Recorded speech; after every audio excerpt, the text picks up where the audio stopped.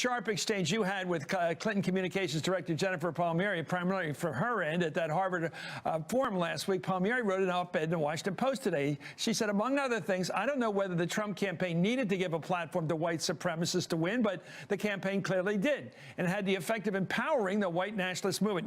I think they call it law. Your rebuttal, your final rebuttal to the op-ed piece, which was a rebuttal to what you and to what your campaign did. Is this going to end? Ask Jen Palmieri that, because she's writing an op-ed. Somebody else in the Washington Post today has a scathing headline about me, which is not true, but did lead to some death threats today. So that'll be on their doorstep.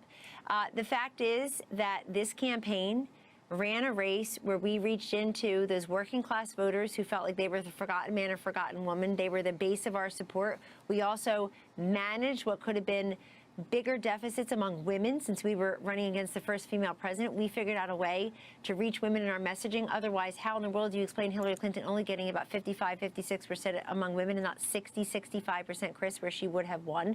We ran the tables among union households, among rural voters. We did much better with white women, of which Hillary Clinton is in that demographic, than people expected. 53% of them. We managed to win voters over the age of 55, I believe, 55 to 64, 65 plus. I mean, you can't take that away from us. We busted the blue wall in states like Michigan, Pennsylvania, Wisconsin, and for them to pretend it was because of this issue is not just insulting, it's empirically false. And Chris, all they needed to do was have a compelling, sticky, persuadable, aspirational message to the American people. If you can sit here right now and tell me, as a brilliant political mind, what Hillary Clinton's message was, I'm listening.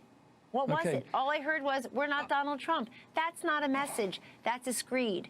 They lost. Well, that's right. By the way, James Carville said that on election night right here when I was sitting with Rachel and Brian. And look, scapegoating white supremacy, scapegoating Jim Comey, Russian interference, fake news, Bernie Sanders. He had the audacity to run. Why did he do that? How about he won 22 states and 13 million voters, and they never fully assimilated him back in? And then anytime I respond, anytime I defend myself against these specious allegations that are now leading to death threats, so I really resent it. Anytime I try to respond, I'm seen as ungracious. Why are we sore winners? I'm not a sore winner. I'm a winner. My guy's a winner. He's an ex-president of the United States. This has to stop, Chris. This incendiary rhetoric of people who just can't admit that they lost. It has to stop, because it's costing a lot of angst.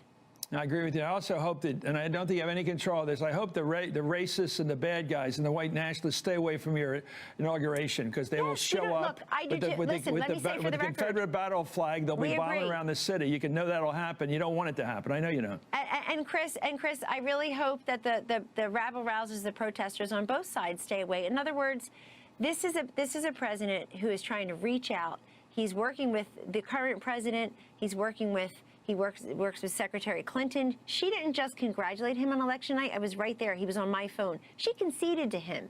And it's time for people 1 month later who just can't get over the election result to realize that he is their president, and that take a clue from Hillary Clinton, take a clue from President Obama.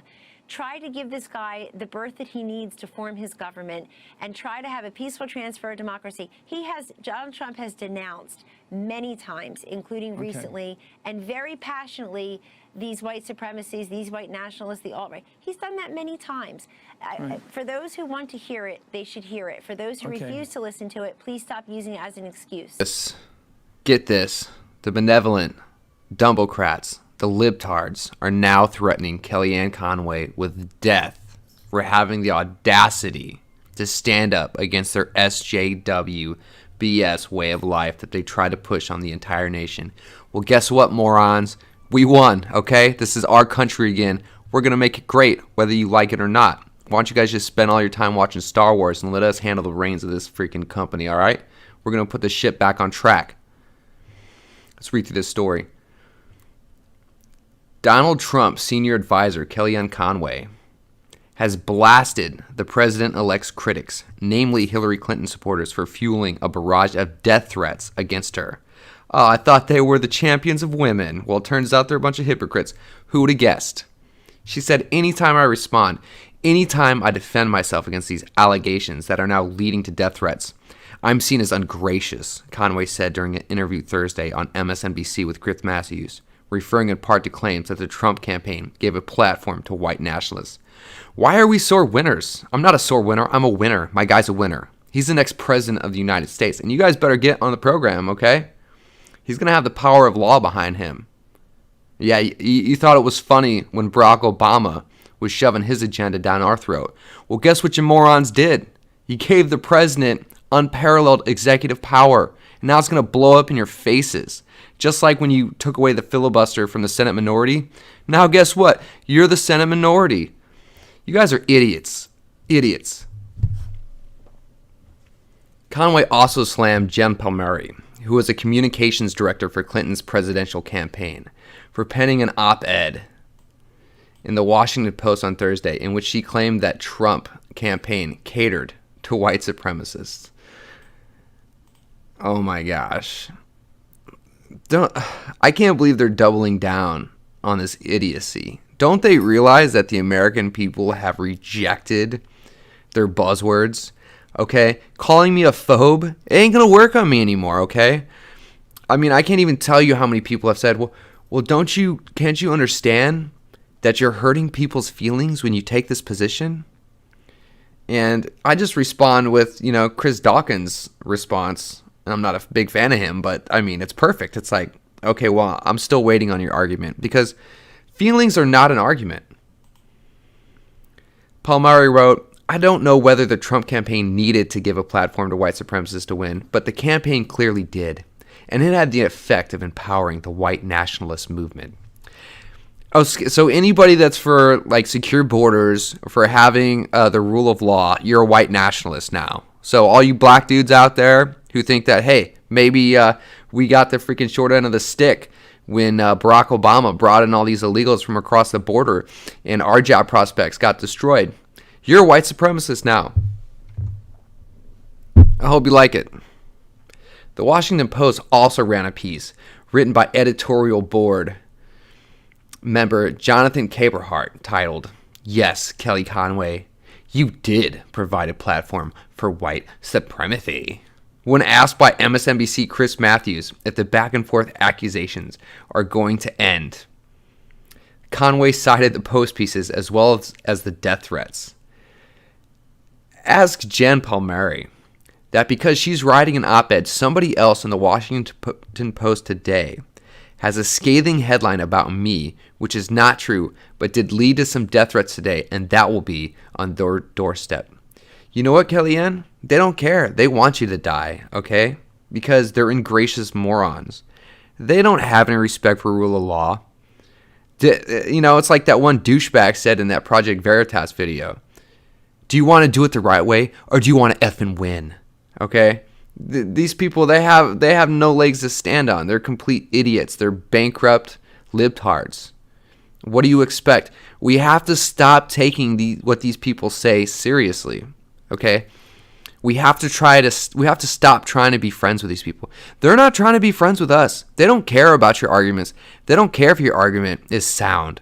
Okay? You disagree with them, you're an enemy. That's how they look at you. It's the god-awful truth, and I hate to say it.